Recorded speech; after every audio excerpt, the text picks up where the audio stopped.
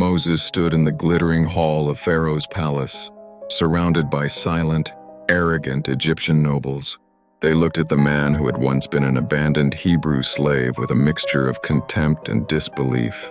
"This is what the Lord, the God of Israel, says, 'Let my people go,'" Moses' voice echoed, clear and firm through the vast chamber.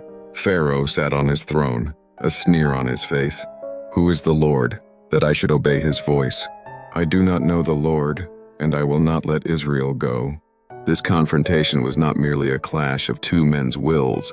It was a battle between two gods for ultimate authority. With Pharaoh's refusal, the plagues began. Aaron raised his staff, and the Nile, Egypt's lifeblood, instantly turned to blood. The river became a foul-smelling, bloody swamp. The fish died, and the Egyptians watched in horror. This was the first plague. Still, Pharaoh's heart remained hard. The second plague followed. An army of frogs swarmed from the bloody river, invading every corner of Egypt.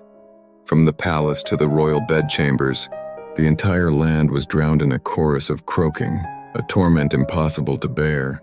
In the face of this disaster, Pharaoh's resolve wavered. He begged Moses to make the frogs disappear, promising to let the people go. But once the frogs were gone, his heart hardened again. One after another, the plagues continued, each one more devastating than the last. Dust turned into swarms of gnats, tormenting people and livestock. Then came thick clouds of flies, infesting every Egyptian home. Yet not a single fly entered the land of Goshen, where the Israelites lived. A deadly plague then struck down the Egyptians' livestock, while all the Israelites' animals remained healthy.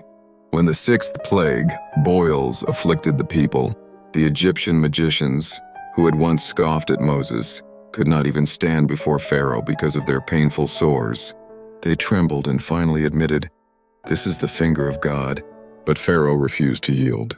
He stubbornly believed his power surpassed all. Then came the most terrifying plagues yet. Hail and fire rained down from the sky, destroying crops and killing anyone caught outside. Following this, a swarm of locusts like a black cloud devoured everything the hail had spared, leaving the land barren. Then came 3 days of utter darkness, a darkness so thick it could be felt, plunging the Egyptians into fear and helplessness, while the Israelites' homes remained bright. Each plague was a hammer blow striking at Pharaoh's heart. Each time he promised to release the Israelites, and each time his heart hardened once the plague had passed. Finally, the last plague arrived. On a starless midnight, the angel of death moved through Egypt, in every home without the blood of a lamb on its doorpost. The firstborn son was struck down. From Pharaoh's beloved firstborn son to the child of the lowest slave, none were spared. A piercing wail of grief erupted across all of Egypt. Pharaoh, roused from a terrible sleep, was told that his own son had died. He was completely broken. He summoned Moses and Aaron in the dead of night, his voice trembling with despair and defeat.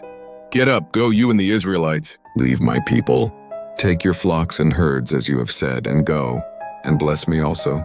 Through 10 devastating plagues, Egypt's pride and Pharaoh's stubbornness were finally crushed.